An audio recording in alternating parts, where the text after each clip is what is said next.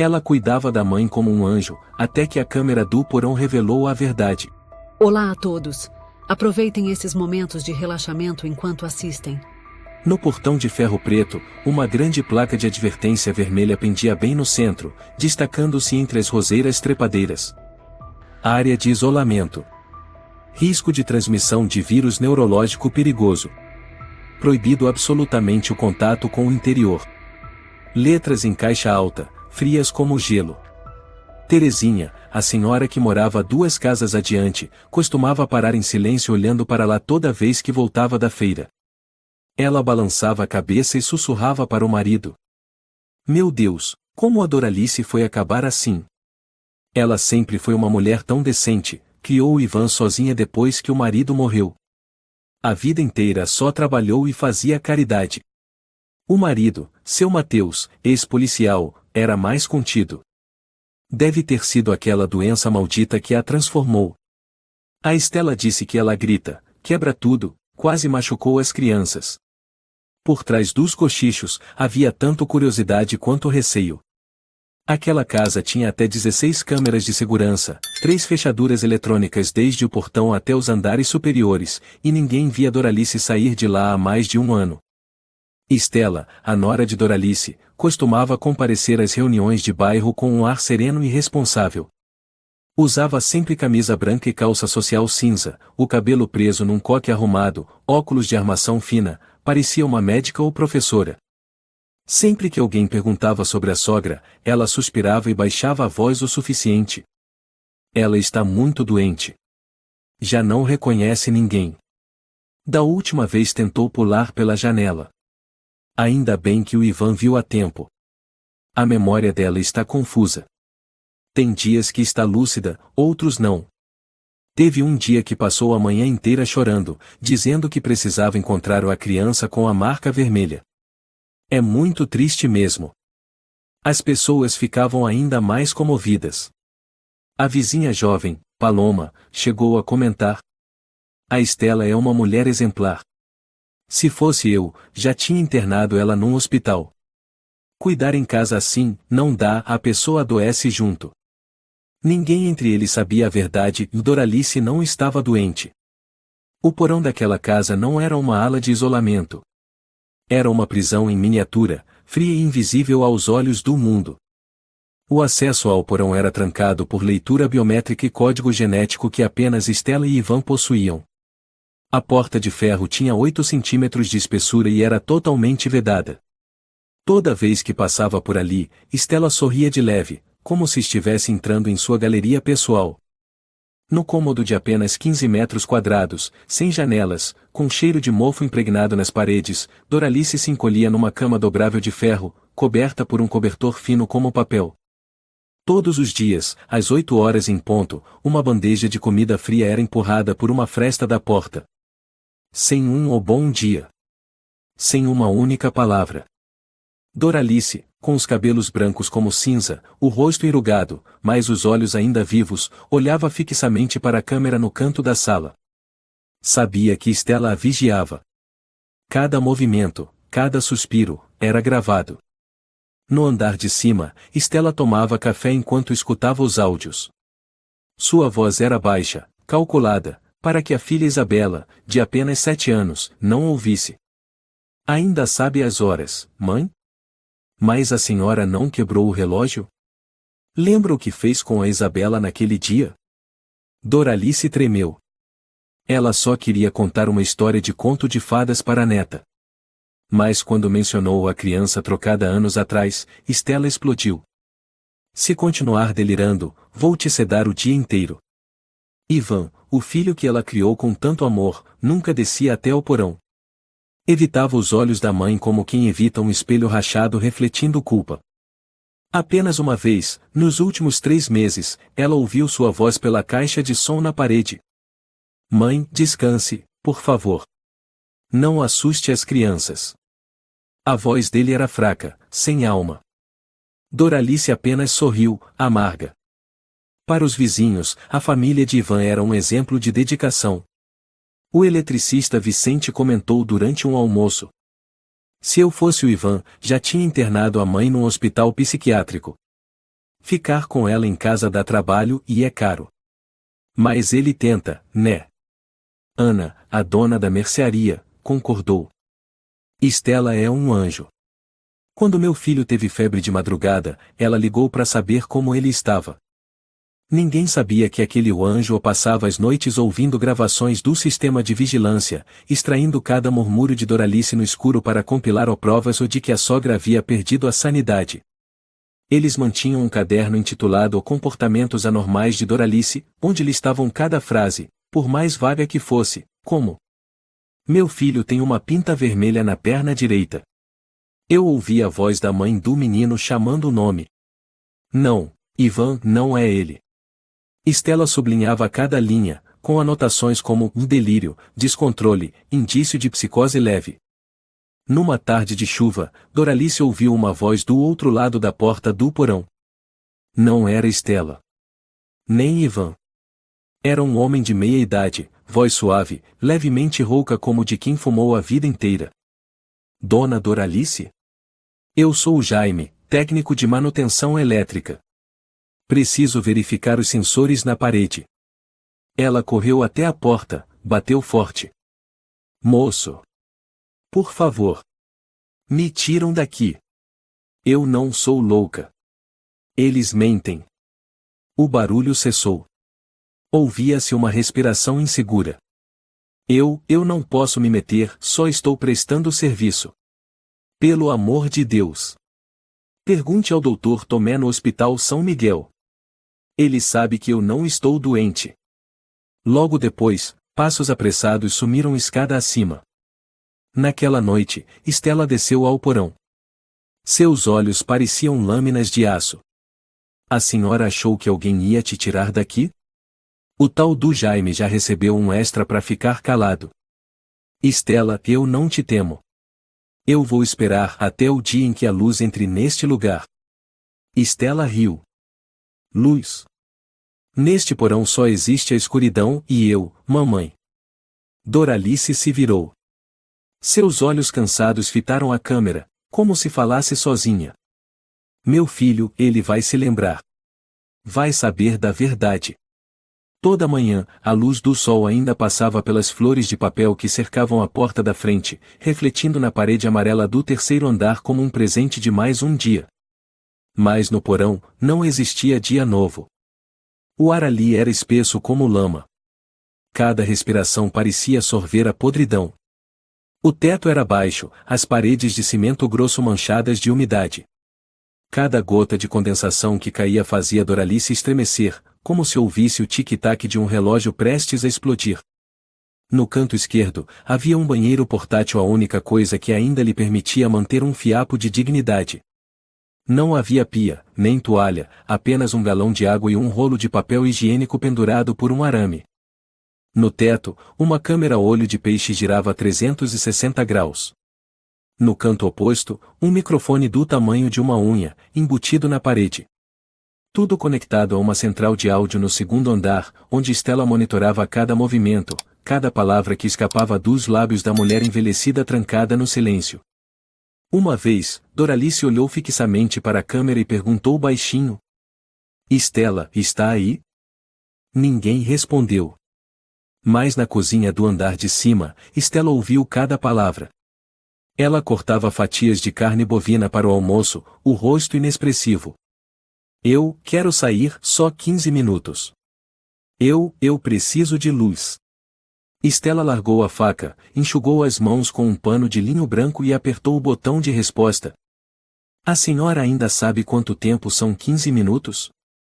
Achei que vivesse pelo instinto. Ou está contando o tempo pelas gotas de água pingando aí embaixo? Doralice sentou-se no chão. Suas costas se curvaram como as de um gato molhado. Só quero ver a Isabela, por um instante. Ela é minha neta. Eu nunca contei nada perigoso para ela. A voz de Estela assumiu um tom sarcástico. A senhora disse para ela que o pai dela foi trocado quando era bebê. Que ela é neta de outra mãe. Quer encher a cabeça da minha filha com mais que tipo de maluquice? Doralice apertou as mãos, tentando conter o tremor. Eu só contei um conto de fadas. Só queria plantar uma dúvida, fazer a menina pensar por si mesma. Ela tem 7 anos, Doralice. Precisa aprender matemática, fazer balé, viver direito, não ouvir delírios de uma velha. Depois disso, o alto-falante se calou. Doralice abaixou a cabeça, os olhos pousando na pequena abertura por onde a bandeja de comida era empurrada todos os dias. Fria. Dura. Sem faca, sem garfo, apenas uma colher plástica branca como brinquedo de criança. Todos os dias, arroz com legumes cozidos sem sal, às vezes um pedaço de peito de frango cortado em cubos do tamanho de uma unha. Ela não podia escolher o que comer, não sabia as horas. Só comia quando a bandeja chegava. Se não comesse, passava fome. Uma vez, Marisa, a antiga empregada que trabalhou quase 10 anos com a família de Doralice, apareceu para uma visita, como fazia antes. Estela atendeu à porta, sorridente. Dona Marisa, quanto tempo? Minha sogra está bem fraca. O médico disse que não é bom ela ter contato com estranhos. Mas eu cuidei dela quase 10 anos, Dona Estela. Quando morávamos na casa antiga, ela ainda fazia festa de aniversário para mim. Hoje em dia ela não reconhece mais ninguém. Teve um dia que chamou meu marido de "Ô padre". Imagina só. Estela ofereceu um café e, com elegância, despediu-se da visita. Naquela noite, Doralice falou para o alto-falante. Alguém veio hoje. Eu ouvi a voz da Marisa. Por que não deixou ela entrar? Silêncio. Nenhuma resposta. Ela lavava meus pés quando eu quebrei a perna. Eu costurei o vestido de noivado da filha dela. Por favor, só uma pessoa, para conversar. Dessa vez, Estela ligou o alto-falante e soltou uma gargalhada. Conversar? Posso contratar alguém para ler o jornal para a senhora pelo sistema de som, serve? Por fora, Estela continuava sendo um anjo. Costumava doar alimentos frescos para a igreja. Enviava suplementos para os idosos do bairro. Quando algum vizinho estava doente, ela sempre ligava, oferecia ajuda, até dava conselhos de saúde.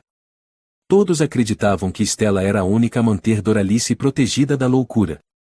Certa vez, seu Mateus, o ex-policial aposentado, pensou em solicitar uma vistoria sobre as condições do isolamento domiciliar. Mas, depois de ouvir Ivan falar numa reunião de condomínio, desistiu. Ela quase empurrou a Isabela escada abaixo. Desde então, não deixamos mais ela perto de criança. Paloma interrompeu. Eu ouvi gritos vindos do porão há uns meses. Horríveis. Pareciam de alguém possuído. Estela suspirou. A gente sabe e monitora tudo de perto. Temos sistema de alarme médico. Eu até fiz um curso de primeiros socorros neurológicos. Ela puxou uma foto, o certificado do curso ou cuidados com pessoas com transtornos neurológicos, com seu nome impresso. O bairro inteiro ficou em silêncio, impressionado, mas ninguém perguntou por que só Estela cuidava de Doralice. Ninguém questionou a ausência de enfermeiras ou profissionais de saúde. Numa tarde, Estela e Ivan almoçavam juntos. Na mesa, 2 taças de vinho branco, torradas e um prato de peixe assado ao molho de manteiga. O tabelião vem na semana que vem. Sua mãe só precisa assinar mais um documento e acabou. A herança deixa de ser um problema. Ivan assentiu, com um olhar distante. Você acha que ela entende o que está assinando? O importante é que já temos o laudo de interdição. A lei permite a assinatura com acompanhamento do tutor. Estamos dentro da legalidade. Minha mãe sempre foi muito lúcida, você sabe. Estela deu de ombros. Pessoas lúcidas não gritam de madrugada ou devolvam meu filho. Pessoas lúcidas não escrevem poesias sem sentido nas paredes com o sangue dos próprios dedos. Ivan se calou. Estela continuou, suave como brisa. No fim das contas, você devia me agradecer. Eu mantenho a imagem da sua mãe intacta para todos. Ninguém imagina que ela seja perigosa. Doralice estava sentada em silêncio. Ela sabia que naquele horário eles estavam jantando. O cheiro do peixe assado vinha até o porão pelos dutos de ventilação. Ela puxou de baixo do colchão um lenço velho e desbotado, bordado com as palavras, "E meu filho." Sussurrou. "Um dia, você vai se lembrar." Ela fechou os olhos, não para dormir, mas para lembrar. Cada rosto. Cada olhar. Cada rachadura da memória, se abrindo como abismos. Na manhã seguinte, no segundo andar, Stella sentava ereta em frente à mesa de trabalho encostada à janela. O computador estava ligado. Ao lado, um grosso fichário bege com o título em letras maiúsculas, "Um prontuário médico de Doralice Soares." Na primeira página, uma foto de perfil de Doralice, o olhar perdido, cabelo desgrenhado, boca cerrada. Logo abaixo, a assinatura do Dr. Luiz Barbosa, com carimbo vermelho. Diagnóstico: transtorno psicótico crônico. Incapacidade de controle de conduta. Recomendação: isolamento médico prolongado. Stella clicou para abrir o e-mail do Dr. Barbosa. A mensagem tinha apenas algumas linhas. Conforme combinado. Não transfira mais para a conta antiga. Troquei de banco. Saludos, LB. Ela assentiu levemente e acessou sua conta bancária. Após transferir o valor, soltou um suspiro e virou-se para Ivan, que observava da porta. Parte médica resolvida. Todos os documentos estão em ordem.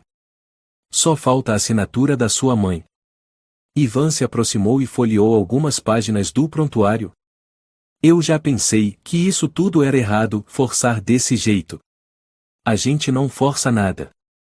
Ela só vai assinar conforme as orientações. O advogado vai estar presente, tudo será legal. Stella deu um tapinha leve na mão do marido e sorriu.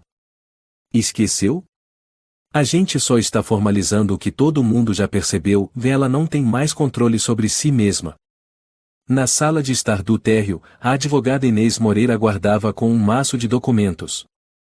Ex-colega de faculdade de Stella em Direito pela USP, compartilhava o lema de resolver tudo antes que vire confusão. Já revisei. Os documentos estão corretos. Só falta a assinatura original da proprietária e a do herdeiro. A Doralice não pode subir, disse Stella prontamente. Tenho medo que ela entre em pânico. Pode assinar no porão? Inês ergueu as sobrancelhas. No porão? Isso soa como tortura medieval. Stella deu uma risadinha. Ninguém está torturando ninguém. É só uma área de isolamento. O médico recomendou evitar luz forte e contato social. Você vai gravar a sessão de assinatura? Claro. Vídeo e áudio. Doutora Inês, você ainda desconfia de mim? 3 dias depois, realizaram a primeira tentativa de assinatura. O porão foi limpo de forma apressada. Trocaram os lençóis da cama, empurraram uma cadeira de madeira para o centro do cômodo e posicionaram uma mesinha dobrável de plástico. Doralice foi obrigada a vestir um conjunto de paciente hospitalar, largo e azul claro, que a fazia parecer ainda mais magra e frágil. Um pente foi atirado por Stella em sua direção, com a voz fria como gelo. Penteie o cabelo. Está parecendo que saiu de dentro de um túmulo. Doralice não respondeu. Silenciosamente obedeceu, olhos vazios por fora, mas por dentro, gravando cada expressão, cada palavra de Stella. Quando Inês desceu ao porão, hesitou um instante por causa do cheiro de mofo.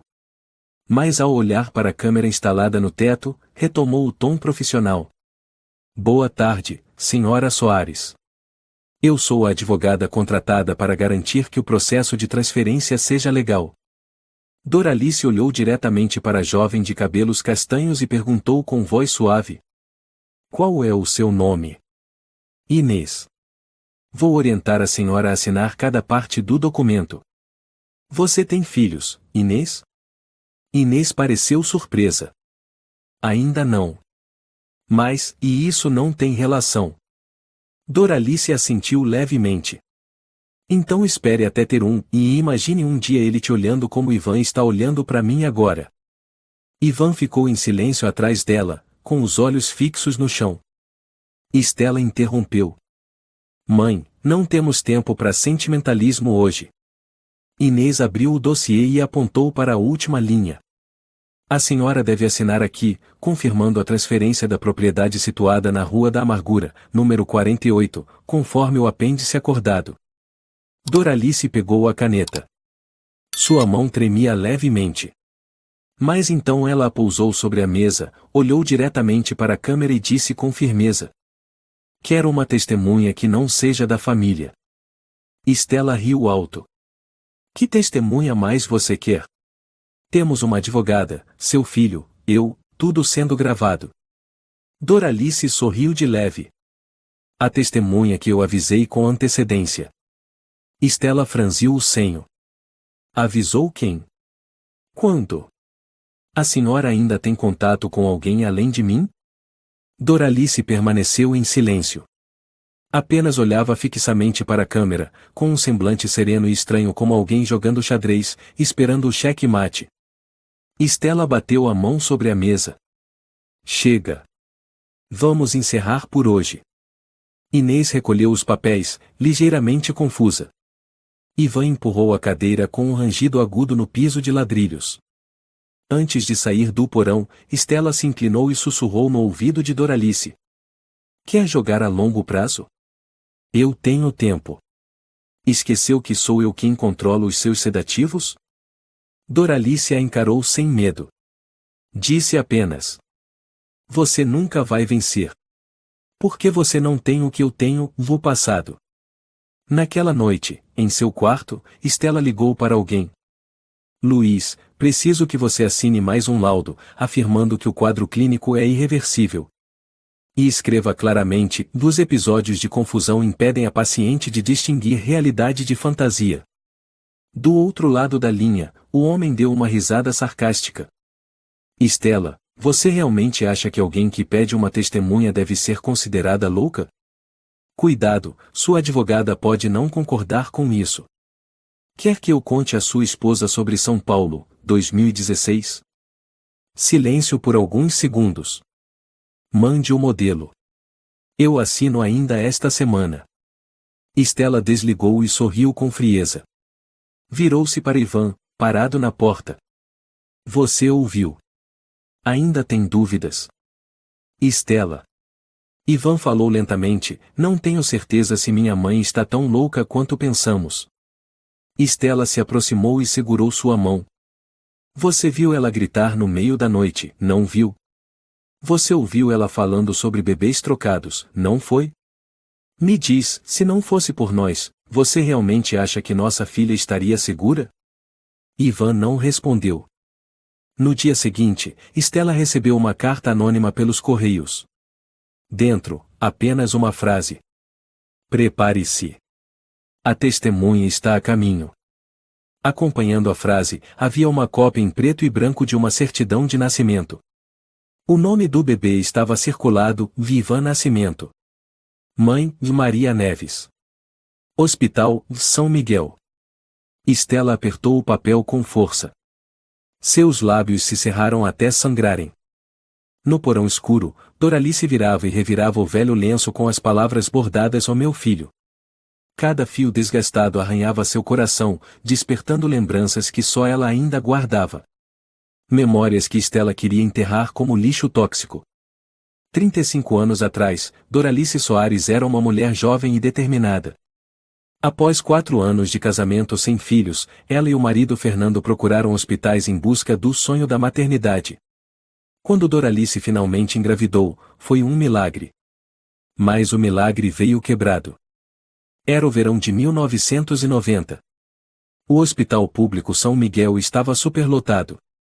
O ar-condicionado quebrado, enfermeiras correndo de um lado ao outro, gestantes espremidas em camas compartilhadas. Doralice sentiu contrações intensas antes mesmo de ser examinada, e menos de meia hora depois, entrou em trabalho de parto prematuro. Sem anestesia.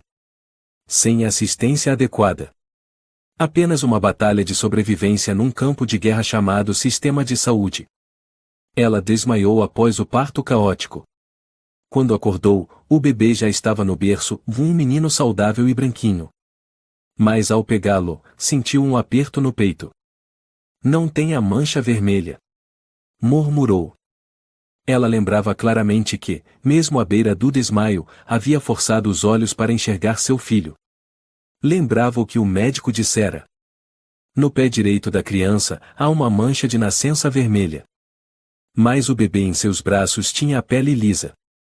Uma jovem enfermeira chamada Lúcia Mendes tentou tranquilizá-la. A senhora deve ter entendido errado. Mas o olhar dela vacilou, e suas mãos tremiam ao pegar de volta o bebê. Doralice, mesmo fraca, sentiu o cheiro da mentira. Uma semana após receber alta, ela começou a investigar. Voltou ao hospital, fingindo pedir cópias dos exames. Quando uma outra enfermeira se afastou, ela fotografou às escondidas o quadro de alocação das parturientes daquela noite. E descobriu, na cama ao lado, uma jovem de menos de 20 anos chamada Maria Neves, sem acompanhante, havia entrado em trabalho de parto no mesmo horário e seu bebê havia nascido morto. Doralice foi atrás. Seguindo registros civis, chegou até uma vila pobre em Campinas. Após quase 2 semanas de busca, parou diante de uma casa úmida, com portão torto. Uma moça magérrima, de cabelos desgrenhados e olhos assustados, abriu a porta com desconfiança. — Você é a Maria? Perguntou Doralice, com o coração disparado. A jovem ficou em silêncio por um instante, depois assentiu. — Você deu à luz um menino, mas... Maria tremia. Os olhos vermelhos. As lágrimas caíam sem esforço. Eu implorei para eles. Eu não podia criá-lo. Não tinha casa, não tinha trabalho, não tinha ninguém. Eu ia me jogar no rio aquele dia. Eu fiquei sabendo da sua história por Lúcia. Ela disse que seu filho morreu por falta de oxigênio. Eu implorei a ela para trocar seu filho pelo meu. De qualquer jeito, me perdoa, soluçava Maria. Doralice caiu sentada. O chão girava. Um zumbido tomava conta de seus ouvidos. Não conseguia mais escutar nada. Demorou muito tempo para que conseguisse se recompor diante daquela verdade devastadora. Elas ficaram ali, naquela sala abafada, por mais de 2 horas. Maria lhe entregou um bilhete com letra trêmula, escrito em papel pautado. Se alguém de bom coração adotar esta criança, por favor, lhe dê um nome, um futuro. Eu não fui boa o suficiente para ser mãe. No final, Maria segurou a mão dela e murmurou. A senhora foi a última luz que vi antes de cair no abismo. Doralice levou o bebê com ela. Não chamou a polícia. Não fez boletim de ocorrência. Não abriu processo. Fez apenas uma coisa, guardou a certidão de nascimento original junto à carta de Maria, e trancou ambas num cofre. Ela sabia que seu próprio filho havia morrido, mas decidiu acender a vida de outro. E assim, o menino cresceu com o nome que ela escolheu, Ivan Soares. 4 anos depois, Fernando faleceu devido a um AVC. Doralice ficou sozinha para cuidar da casa, enquanto dava aulas e levava Ivan para aulas de música, artes marciais, natação. Nunca teve a intenção de contar a verdade, acreditava que laços de sangue não valem mais que amor. Mas guardava todos os documentos como parte de uma promessa feita a Maria, e se um dia ele quiser saber de onde veio, eu não vou mentir. Quando Ivan fez 18 anos, Doralice pensou em contar. Mas naquela ocasião, Estela, que ainda era apenas namorada de Ivan, foi jantar em casa e acabou dormindo lá. Naquela noite, enquanto Doralice abria o cofre para pegar dinheiro da matrícula da faculdade, Estela entrou no quarto. — O que é isso, dona Doralice? Posso ajudar? Doralice fechou o cofre às pressas. O coração batia acelerado. Desde então, Doralice notou que os olhos de Estela sempre a observavam, sempre o memorizando sem demonstrar. Ela passou a manter certa distância, mas Estela ficou cada vez mais próxima de Ivan, logo se tornou indispensável na casa. Quando Ivan pediu Estela em casamento, Doralice comentou. Tem certeza? Ela é esperta demais. Ivan riu alto. Mãe, a senhora está exagerando. A Estela me dá propósito. Vai acabar amando ela também, só precisa de tempo. Doralice não respondeu mais. Mas decidiu, uma vez mais, não revelar o segredo. Mal sabia ela que esse seria o maior erro da sua vida. No primeiro ano de casamento, Doralice tentou tocar no passado. Durante um jantar, perguntou com delicadeza: Ivan, você nunca se perguntou por que não parece com nenhum de nós? Stella largou os achis e respondeu antes: Genética é bem complicada, mãe. O sobrinho da minha prima, por exemplo, o pai é negro, a mãe é loira, e o menino nasceu branquinho. Todo mundo estranhou. Doralice apenas sorriu amarelo. Mas desde aquele dia, Stella começou a controlar mais as coisas. Ela sugeriu que Doralice tomasse os suplementos para dormir melhor. Recomendou instalar um sistema de segurança ou porque idosos correm risco de queda. E, principalmente, manter-se longe do cofre. Uma semana depois, Doralice percebeu que a fechadura tinha sido trocada. Quando questionou, Stella respondeu com naturalidade: A senhora esqueceu a chave no micro-ondas. Eu fiquei preocupada. No mês seguinte, Doralice decidiu revogar a copropriedade da casa, algo que, ingenuamente, havia dividido com Ivan para facilitar a documentação. Quando marcou uma reunião com o advogado, Stella descobriu. Naquela noite, Doralice desmaiou no banheiro. Ivan contou aos vizinhos que a mãe sofreu uma queda por causa da pressão baixa. Mas ela sabia que o chá de gengibre preparado por Stella tinha um gosto diferente. Quando acordou, já estava no porão. Primeiro foram alguns dias de isolamento, sob suspeita de infecção neurológica. Depois, algumas semanas para diagnóstico. Depois, o nunca mais sair. Sempre que Doralice mencionava a criança com a marca ou Maria Neves, Stella adicionava uma nova linha no caderno de evidências psiquiátricas. Doralice perdeu o direito de falar. Mas não esqueceu. Numa das poucas vezes em que Stella entrou no porão para trocar suas roupas, vestida com luvas e máscara, Doralice perguntou baixinho: Se você fosse realmente inteligente, teria me matado. Stella parou, olhou para ela, e disse com voz controlada: Morrer é um privilégio. A senhora ainda precisa assinar documentos. Doralice soltou uma risada seca. Seus olhos brilharam como ferro em brasa. Eu não vou assinar nada. Eu sou a mãe. A mãe de verdade. Stella cerrou os dentes. A senhora acha que o Ivan é uma criança especial? E daí? Ele é meu marido. O presente é meu. Doralice sussurrou. Meu filho vai lembrar. O sangue pode ser trocado, mas o vínculo, não. Stella saiu, as mãos ainda apertando as luvas com força. Dona Doralice, entre as quatro paredes geladas, fechou os olhos, mas não de cansaço. Ela estava se preparando. Doralice não sabia dizer exatamente quando foi a última vez que Ivan sentou ao lado dela. Talvez numa tarde de setembro, 2 anos atrás. Naquele dia, ela descascava uma pera na cozinha, e Ivan havia acabado de voltar do escritório. Ele passou, cumprimentou-a com um sorriso educado, sem abraço, sem pausa. Como quem cumprimenta uma hóspede que já ficou tempo demais. Ali, ela percebeu. Algo no olhar do filho deixará de ser afeto. Era o tipo de olhar que se dá a uma obrigação. Desde que Stella se mudou, tudo na casa de 3 andares mudou. A cozinha onde Doralice fazia pudim para os vizinhos agora era cheia de potes de plástico rotulados com tabelas nutricionais.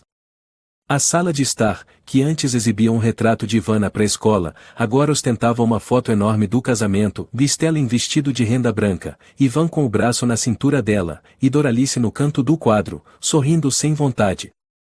Doralice tentou relembrar os velhos tempos. Uma vez, deu à neta Isabela um álbum de fotos antigo. Olha, querida. Esse é seu pai com 5 anos. Vestido de soldadinho, dançando na festa da escola. Igualzinha a você. Isabela folheou algumas páginas com curiosidade, até que exclamou: Vovó, quem é essa moça? Por que o papai está abraçando outra mulher? A foto era uma das poucas que Doralice tirou com Maria quando o bebê ainda tinha menos de 2 meses. A jovem magra, de braços trêmulos segurando o filho, com Doralice atrás, os olhos brilhando. Assustada, Doralice pegou de volta o álbum, tentando pensar em algo para explicar. Mas Estela já havia entrado e tomou o álbum. Isabela, vai lavar as mãos. Isso não é brinquedo. O que a vovó te deu? Só fotos antigas. Coisas da família, disse Doralice, em voz baixa. Estela cravou os olhos nela. De que família? Aquela frase cortou como uma lâmina. Doralice sabia que tinha pisado num território proibido. Desde então, a neta nunca mais foi deixada sozinha com ela. Mesmo nas refeições, Doralice era colocada numa mesa separada uma dieta especial para idosos. Certa vez, tentou se aproximar enquanto Isabela desenhava. A menina levantou os olhos e perguntou inocentemente. Vovó, a senhora tem a mesma doença daquela senhora do desenho animado? Que desenho, meu amor? O da senhora que fala com a parede. A professora disse que quem conversa sozinho não está bem. Doralice congelou. Isabela não falava com maldade, apenas repetia o que ouvirá dos adultos. Quem te disse isso? Minha mãe. Ela disse que a senhora fala coisas sem sentido. Que não é bom me deixar sozinha com a senhora. Doralice abaixou a cabeça. Como se mais uma rachadura tivesse se aberto em seu coração. Ivan, aquele mesmo menino que se agarrava nela durante tempestades, que chorava pedindo para ela cantar quando sentia dor de barriga, agora só lhe dirigia frases como um patrão a uma funcionária. Mãe, já comeu? Se não, pede para Estela esquentar. Mãe, não fala do passado para as crianças. Hoje em dia tudo é muito delicado. Mãe, descanse mais. E evite sair no jardim sozinha. Sempre que ela perguntava sobre sua poupança fruto de anos como professor, Ivan desviava. Até que Doralice recorreu a um velho amigo, seu Alfredo, ex-funcionário do banco local. Foi ele quem descobriu a conta fora quase esvaziada nos últimos 3 anos, retiradas mensais, pequenas, regulares o suficiente para não levantar suspeitas.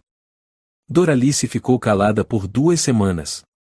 Ela sabia que não era mais dona de nada naquela casa e não tinha quarto, nem voz ativa, nem neta para brincar. Só restava o porão. Eles a levaram até lá com um enredo perfeito, e Estela relatou confusão mental e sugeriu risco de contaminação neurológica. Uma tal ou síndrome hereditária de desordem cerebral ou que ninguém mais na família possuía. As crianças não perguntaram por que a avó sumira. Aprenderam a repetir. Vovó está em isolamento especial. Vovó fala com gente invisível. Não entre no quarto dela. Vovó uma vez pegou uma faca na cozinha sem ter adulto por perto. É muito perigosa. Elas começaram a olhar para Doralice como se ela fosse uma bruxa de conto de fadas. Doralice, que antes fazia os churros e embrulhava presentes de aniversário, virou uma assombração rondando os andares inferiores. Certa vez, do porão, ela ouviu os sons da vida acima, risadas, a TV com um programa infantil, e o riso cristalino de Isabela ecoando como um raio de sol que jamais tocaria sua pele. Vovô, conta a história do cachorrinho branco. Naquela época, o cachorrinho branco morava com uma velhinha. Doralice chorou. Aquela era a história que ela mesma inventara quando Ivan teve febre aos 4 anos. Certa noite, Ivan desceu ao porão sem avisar. Pela primeira vez em muitos meses, Doralice viu o rosto do filho através da porta gradeada. Mãe! Doralice se levantou de um salto, a voz embargada. Então você ainda lembra quem eu sou? Ivan não respondeu. Baixou a cabeça, como uma criança pega em flagrante. Você acha que eu estou confusa? Você acha que enlouqueci? Mas eu lembro de cada cicatriz no seu braço, de cada tombo que você levou de bicicleta, de cada sonho em que você falava dormindo. Ivan apertou os punhos. Mãe, tudo o que a senhora diz preocupa as pessoas. A senhora falou que eu não sou seu filho. Falou que tem documentos. Contou sobre troca de bebês no hospital, acha que isso não machuca ninguém? E prender a própria mãe num porão não te machuca? Ivan ficou em silêncio por um longo tempo. Por fim, virou-se de costas. Mãe, descanse. E pare de pensar nisso. Doralice sentou-se, pegou o pequeno lápis que escondia sob o colchão. Escreveu na parede. O amor não pode ser enterrado. A escrita borrava. Mas ela continuava. Escrevia tudo. Cada memória, cada nome, cada história. Para que, um dia, quem quer que entrasse ali soubesse, ela existiu. Foi mãe. Amou. Foi traída. E nunca esteve louca. Dia 287 desde que foi trancada no porão. Doralice não contava com calendário, nem relógio, nem perguntava a ninguém. Contava pelos sons, o rangido dos canos às 5 da manhã, os passos de Isabela no segundo andar às 4 da tarde, e o noticiário da TV às 8 da noite, que Stella colocava em volume alto para abafar os sons que Doralice poderia fazer. Naquela manhã, a câmera girou lentamente, parando justo no momento em que Doralice terminava de dobrar o velho lenço bordado. Pelo alto-falante no teto, a voz de Stella soou doce mas falsa. Hoje é um dia importante, minha querida mãe. Doralice não respondeu. Vamos assinar os papéis da transferência. Não precisa se preocupar com nada. Teremos advogada, tabelião e o seu filho aquele que a senhora sempre amou, certo? Demorou um tempo, até que ela murmurasse. Eu não vou assinar. Stella deu uma risadinha. A senhora ainda acha que tem escolha? Ao meio-dia, o porão foi limpo com mais zelo que o normal. Uma mesa de inox foi empurrada para dentro, coberta por uma toalha branca. 2 cadeiras de plástico, uma caneta prateada e um grosso maço de documentos foram colocados no centro, ao lado de 2 cópias da certidão de interdição civil. Doralice foi obrigada a trocar de roupa e um uniforme listrado de branco e cinza, típico de hospital. A empregada Teresa contratada por Stella desceu usando luvas de borracha, máscara e segurando um pente. Era uma jovem de cabelos cacheados castanhos e olhos tristes. Não preciso trocar de roupa, disse Doralice. Só estou cumprindo ordens. Respondeu Teresa, mais baixo, me desculpe. No primeiro andar, Ivan recebia o tabelião. Um homem chamado Fernando Ribeiro, de uns 50 anos, terno cinza, óculos de armação redonda, semblante sério. Ele pousou a pasta sobre a mesa, ligou o gravador, conferiu o celular e perguntou. A senhora Doralice Soares, titular do imóvel, pode assinar por conta própria? Stella aproximou-se, voz persuasiva. Sim, mas ela não consegue se expressar claramente. Já providenciamos tudo, do laudo médico, declaração do psiquiatra, e a assinatura será feita com apoio do tutor legal. Ela está consciente do que está fazendo? Ivan interveio. Minha mãe tem momentos de lucidez e confusão. Mas consegue seguir instruções. Estaremos eu e a advogada Inês supervisionando. Fernando arqueou as sobrancelhas. Preciso confirmar pessoalmente. Stella assentiu, fez sinal para Teresa descer com a cadeira de rodas. Doralice foi colocada na cadeira como se fosse um objeto inerte. Ela permaneceu em silêncio. Mas seus olhos ainda brilhavam. No porão, a luz branca do LED refletia em sua testa. Fernando sentou-se à frente, com a mão no gravador. Boa tarde, senhora Doralice Soares. Sou o tabelião designado. Hoje, a senhora vai assinar a transferência total desta casa para o senhor Ivan Soares e a senhora Stella Soares. A senhora concorda? Doralice não respondeu. Fernando olhou para Stella. Preciso que ela diga o sim ou ao menos acene positivamente. Sem isso, não registro nada. Stella cerrou os dentes. Inclinou-se, segurou a mão de Doralice e sussurrou. Mãe. Assine. Ou eu juro que a senhora nunca mais terá voz. Doralice levantou o rosto. A voz estava rouca, mas firme. Quero uma testemunha. Todos pararam. Stella sorriu com desdém. Temos testemunhas suficientes. Advogada, tabelião, seu filho, eu. Quer mais quem? Doralice encarou Fernando. Eu avisei alguém. Essa pessoa precisa estar aqui. Fernando, desconfortável, olhou para Ivan. Estela levantou-se bruscamente. Ela está delirando. Não deixem isso atrasar o processo. Ela já assinou outros papéis antes. Quero aquela pessoa. Aqui tem a carta. Aqui sabe a verdade. Aqui sabe que eu não sou louca, repetiu Doralice. Ivan deu um passo à frente. Mãe, quem? Doralice não respondeu. Olhava fixamente para a escada, como se esperasse algo.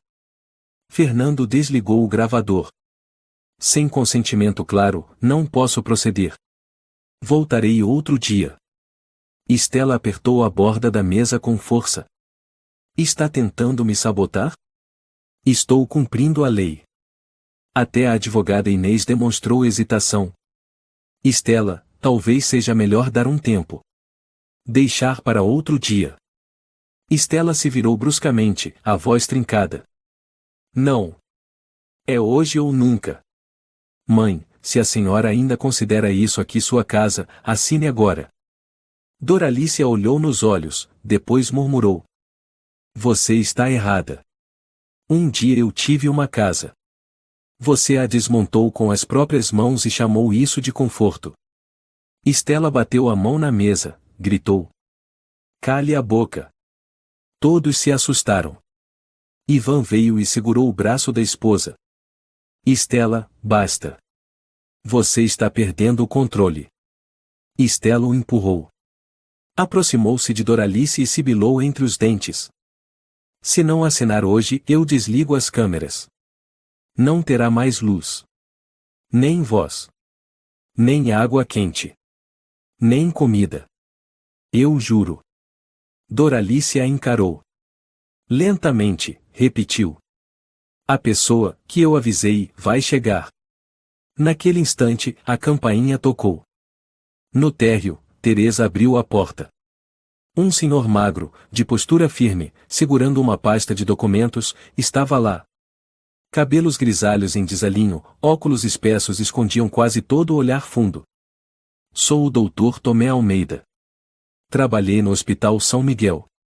Vim a pedido de Doralice Soares. Estela subiu correndo, o rosto pálido.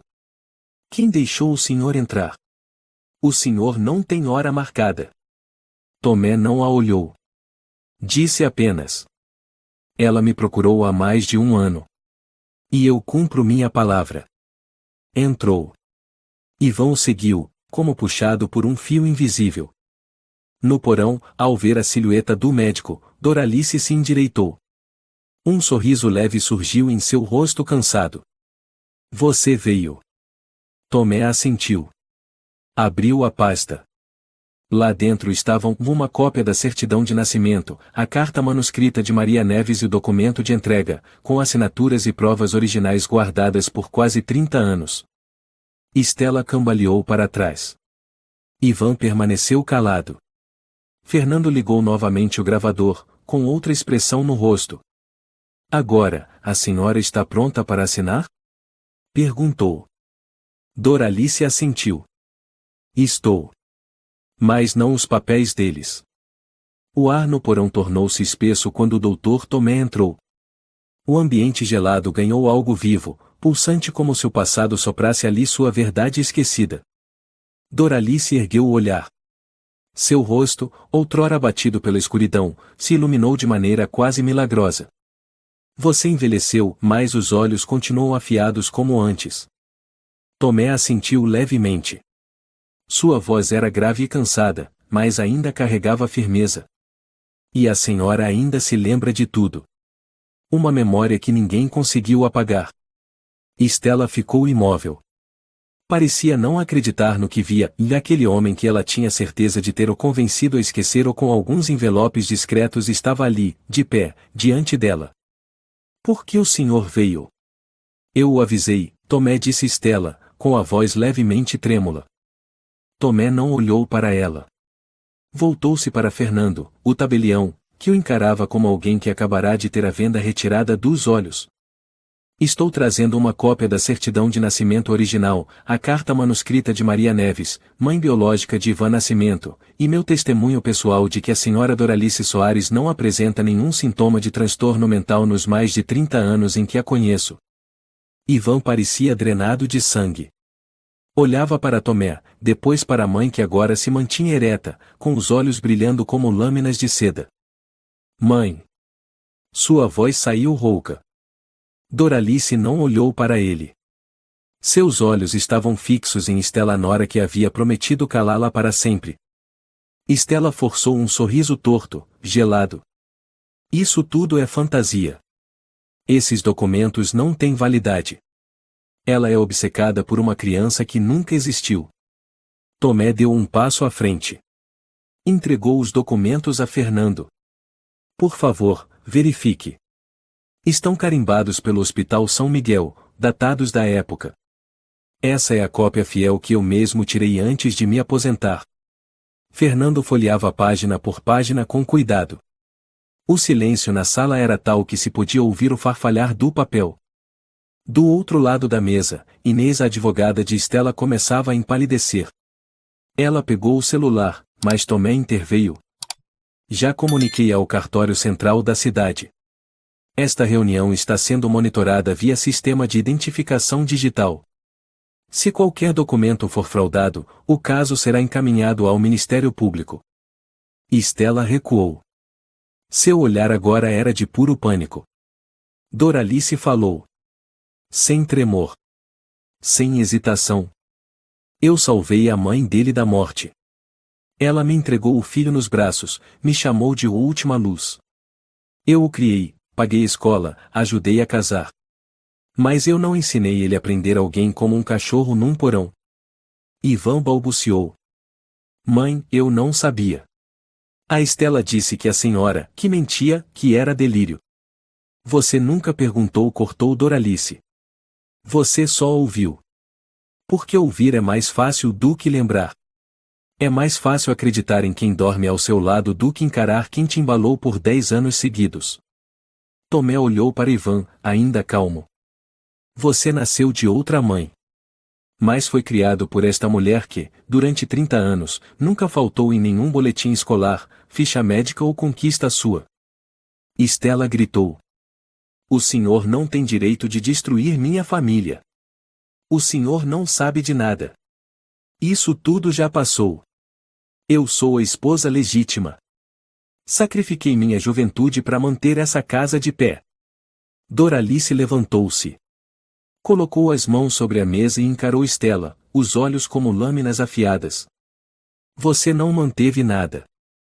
Construiu uma fortaleza baseada no medo, manipulada pela mentira, e chamou isso de família. Inês virou-se para Stella, a voz baixa. Não posso continuar te representando se esses documentos forem autênticos. Stella, precisamos parar. Stella virou-se abruptamente para o marido. Fala alguma coisa. Eu fiz tudo por você, pelo nosso filho. Quem cuidou dessa casa fui eu, não ela. Ivan continuava parado, mudo. Doralice aproximou-se dele. Seus olhos não carregavam mágoa. Ela não chorava. Disse apenas. Você foi escolhido um dia. Mas agora sou eu quem escolhe a justiça. Tomé pousou a mão em seu ombro, um gesto discreto, mas carregado de peso. Terminamos aqui. Fernando fechou o dossiê. Gravação encerrada. Os documentos serão encaminhados à junta de validação do cartório. A transferência não pode seguir. Doralice saiu pela porta do porão pela primeira vez em quase um ano. A luz invadiu seus olhos, fazendo-a piscar levemente. Mas ela não hesitou. Ao lado, Tomé caminhava devagar, firme. Teresa, a jovem empregada, encostada à parede, murmurou. Me desculpe por ter ajudado eles. Doralice sorriu de leve. Você fez a coisa certa no último segundo. Isso é mais do que muitos fazem a vida inteira. Ela parou no degrau, olhando para a pérgola de bougainvilleis quase desfolhada. Algumas pétalas roxas pousaram sobre seus cabelos prateados. Atrás, Ivan saiu e chamou baixinho. Mãe. Doralice não se virou. Tomé pousou novamente a mão em seu ombro. Ainda há muito a fazer. Doralice assentiu. Começaremos com a verdade. A sala de estar do primeiro andar estava banhada pela luz do entardecer. As cortinas haviam sido puxadas para os lados, como num ritual de purificação. E pela primeira vez em quase um ano, Doralice sentava ali, na poltrona que Stella havia coberto com um lençol branco como se fosse um móvel ultrapassado. À sua frente estava Fernando, o tabelião, reabrindo os documentos com todo cuidado. À direita, Tomé segurava um envelope lacrado. À esquerda, Ivan, de cabeça baixa, pálido. E ao fundo, Stella, imóvel, braços cruzados como quem tenta conter um edifício prestes a ruir. Doralice olhou ao redor, serena. Não havia mais câmeras. Nem microfones. Só a luz, os papéis e a verdade. Tomé empurrou o envelope para Fernando. Esta é a cópia da certidão de nascimento original, autenticada pelo Hospital São Miguel. A mãe biológica de Ivan é Maria Neves, parto ocorrido no pronto-socorro na noite de 3 de julho de 1990. Fernando ajustou os óculos, leu linha por linha com atenção. Nada disse, apenas assentia de tempos em tempos, até retirar uma carta manuscrita, com caligrafia inclinada e tremida. Por favor, criem meu filho. E se um dia ele descobrir a verdade, diga que eu o amei mais do que a mim mesma. Maria. Stella soltou um riso seco. E daí? Isso não muda os fatos. Eu sou a esposa legal. Somos os únicos herdeiros. Doralice ergueu as sobrancelhas. Sua voz saiu firme como aço. Você tem razão. Isso não muda o presente. Mas expõe as mentiras do passado. Stella preparava-se para rebater, mas Tomé interveio. Tenho também o depoimento da enfermeira Lúcia Mendes, quem fez a troca. Ela confirma tudo. A gravação foi enviada junto à petição para reabrir os registros de nascimentos de 1990. Ivan ergueu o rosto, a voz trêmula. Mãe, por que não contou isso antes? Doralice o encarou, devagar. Porque escolhi amar você como mãe. Não como dona da verdade. Você foi meu filho não por sangue, mas pelas noites em claro quando tinha febre, por eu te carregar nas costas até a escola, por cada bolsa de estudos que batalhei por você. Mas em algum momento, você escolheu esquecer. Ivan deu um passo para trás. Tentou dizer algo, mas nenhuma palavra veio. Doralice virou-se para Stella. E você sabia que eu não era louca. Sabia que eu guardava algo. Você teve medo. E escolheu me acorrentar como um animal, comprar médicos, falsificar laudos. Transformou a verdade em ferramenta de controle. Stella respondeu com raiva contida. Eu fiz tudo isso para proteger esta família. A senhora vive numa fantasia. Se acha nobre, mas sempre quis controlar tudo. Eu só limpei a sujeira emocional que a senhora deixou para trás. Tomé bateu na mesa. E limpar é drogar? Coagir? Acusar de ameaçar a neta? Você sabe que inventou tudo. Temos a gravação. Stella congelou. Doralice assentiu lentamente. Você achou que eu não sabia que as câmeras gravavam áudio? Eu não falei antes, não por burrice. Eu esperei. E hoje, você mesma criou o momento certo. Fernando abriu o tablet e tocou a gravação. A voz de Stella soou nítida. Se ela assinar, ótimo. Se não, dá pra sedar. Eu não ligo. A gente precisa da casa, entendeu? Daqui a pouco ela morre e pronto. Logo depois, a voz cansada de Ivan. Stella, eu não quero fazer isso. Cala a boca. Sua mãe já não é mais sua mãe. Ela é um peso. Ivan empalideceu. Deu mais um passo para trás. Eu não achei que fosse chegar tão longe. Doralice ergueu a cabeça. Sua voz não era mais de raiva, apenas a calma de quem já sobreviveu à tempestade. Não, você não pensou em nada. Você só ficou ali parado, deixando os outros pensarem por você. Fernando pausou a gravação e declarou: confirmo, o áudio é legítimo, sem edição, suficiente para abrir procedimento de responsabilização criminal.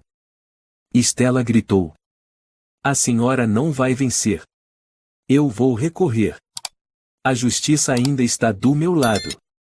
Tomé sorriu com suavidade. Pode tentar. Mas a denúncia já foi entregue. E o Novo Testamento foi registrado há um mês, com supervisão legal de 2 advogados independentes e firma reconhecida. Estela empalideceu. Que testamento? Doralice se levantou.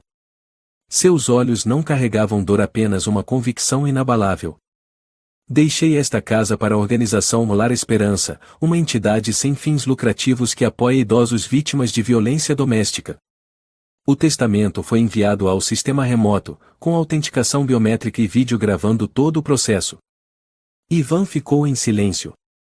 Você e a senhora realmente desistiu de mim? Doralice se virou para ele. Um olhar ao mesmo tempo terno e firme como aço. Eu escolhi você. Mas foi você quem desistiu de mim. Agora sou eu quem escolho de novo. Não por ódio, mas por justiça. Ninguém disse mais nada.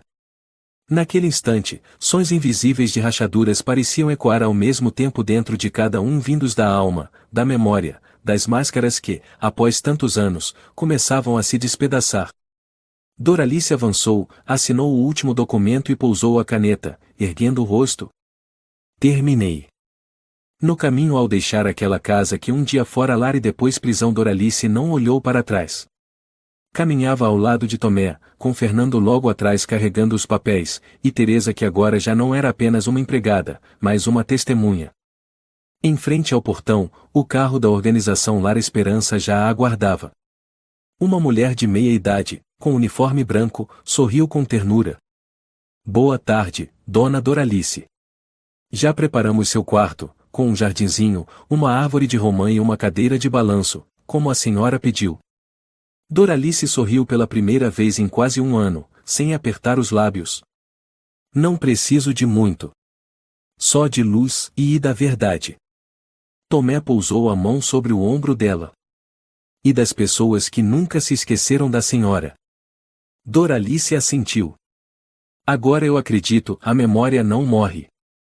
Ela só espera a hora certa para voltar a viver.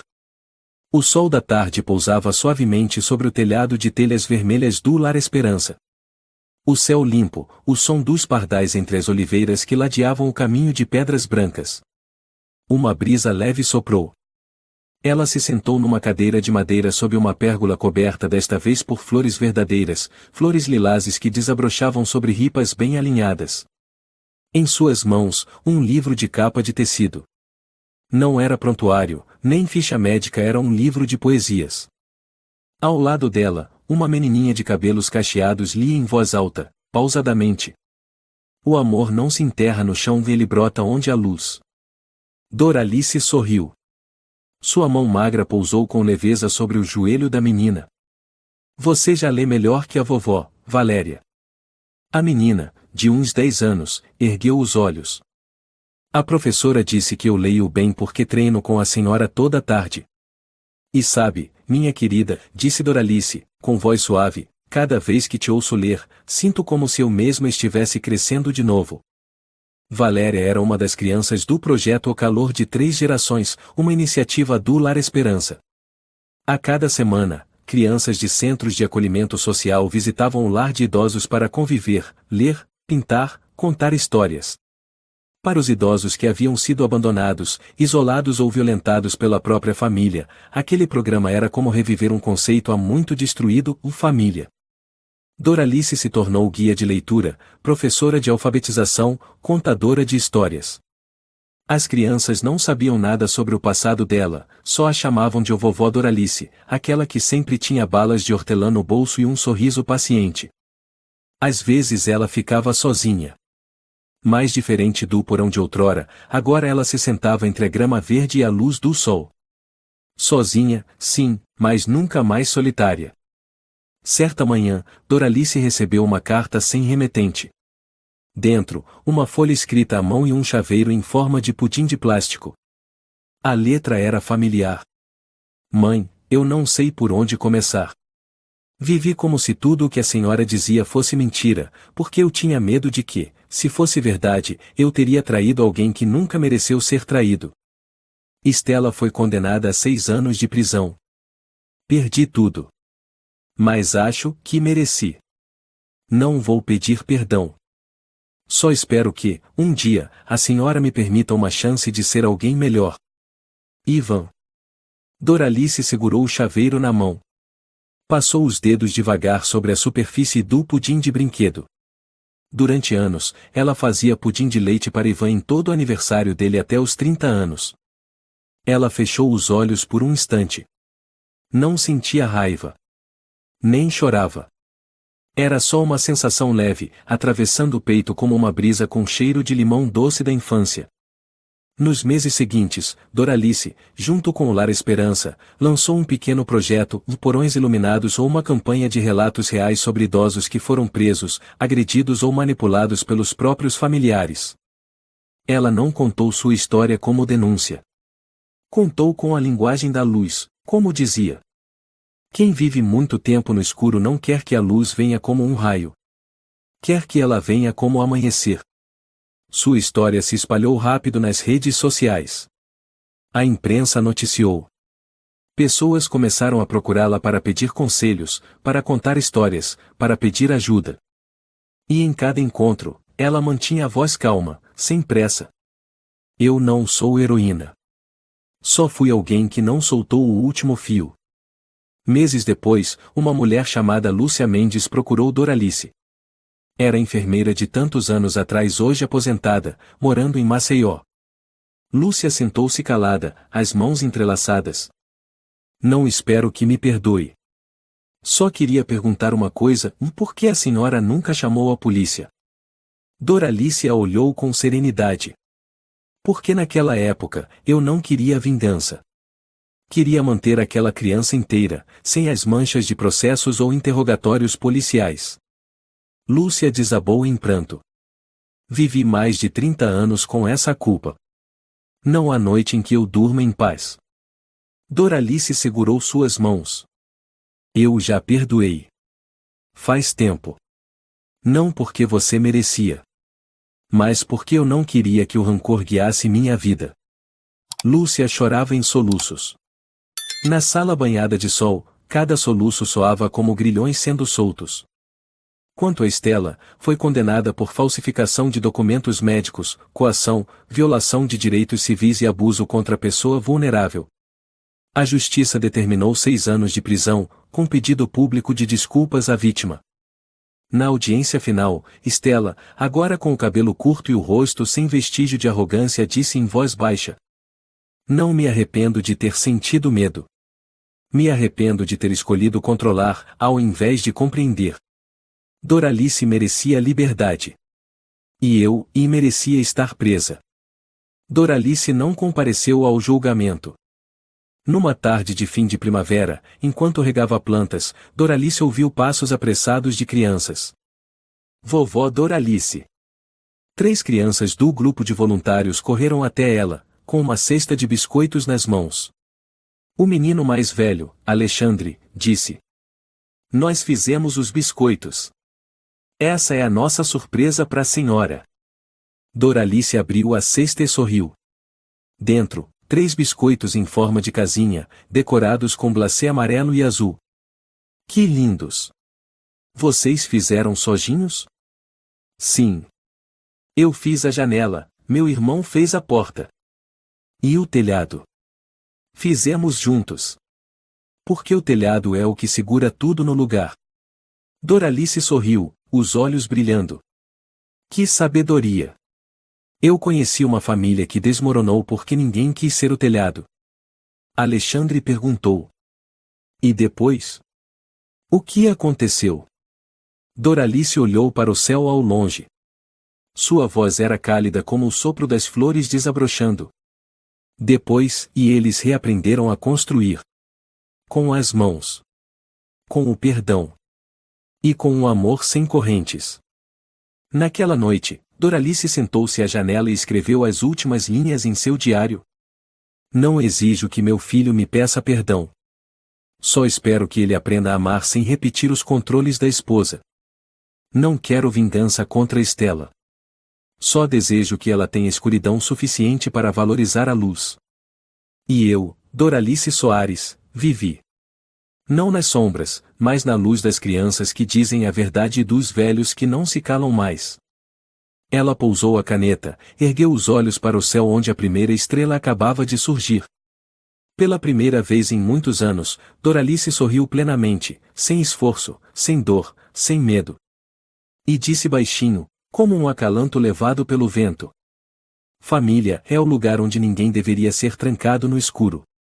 A história é um lembrete profundo de que a verdade não pode ser enterrada para sempre, e que o amor verdadeiro não nasce do sangue, mas da compaixão, do sacrifício e da integridade. Através da dolorosa jornada de Doralice, compreendemos que o silêncio não é fraqueza, mas uma preparação para que a justiça chegue no momento certo. Os manipuladores, por mais habilidosos que sejam, um dia terão que pagar. E a luz, ainda que tênue, sempre encontrará um caminho através da escuridão, se tivermos paciência para esperar e coragem para manter a fé. Se você gostou desta história, convidamos você a dar um like e se inscrever em nosso canal. Seu apoio nos motiva a continuar trazendo histórias comoventes quase todos os dias. Estamos muito agradecidos pelo seu apoio. Até breve.